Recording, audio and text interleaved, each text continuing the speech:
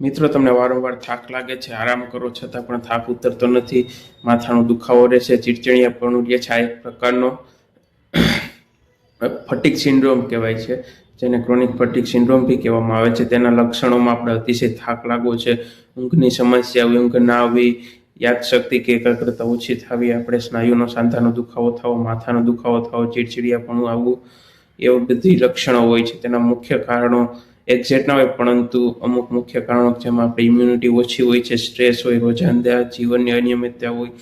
આપણે ખાવા પીવામાં ફેરફાર થતો હોય છે, આપણી જે આદતોમાં અમુક ફેરફાર થતો હોય છે, ઊંઘ બરોબર ના લેવાતી હોય છે, આપણે વધારે પડતો કામમાં ફોકસ કરતા હોઈએ છીએ, અમુક હોર્મોનલ ફેરફાર બી હોઈ શકે છે. તેના ઉપાય શું હોય કે આપણે શાકભાજી ખાઈએ, ફળ ફૂળ ખાઈએ, સંતુલિત આહાર લઈએ, ટૂંકમાં આપણે પાણી લેવામાં આપણે ઝડપ રાખીએ, મતલબ હાઇડ્રેશન વધારીએ, પાણી વધારીએ, આપણે ખાંડ અને કેફીન આપણે વધારે પ્રમાણમાં ઘણી વખત લેતા હોય છે, ચા છે, કોફી છે, એ ટૂંક સમય માટે તો આપણે એનર્જી આપે છે, પરંતુ લાંબા સમય એનર્જી ક્રેશ કરે છે, જેના કારણે વધારે આપણે બધી ફટીગ ને એવું આપણું ઉપર કરીએ છીએ. અને તો બી આરામ ના મળે તો આપણે ડૉક્ટરની સલાહ લઈએ અને ડૉક્ટર કહે તે પ્રમાણે આપણે આગળ વધીએ.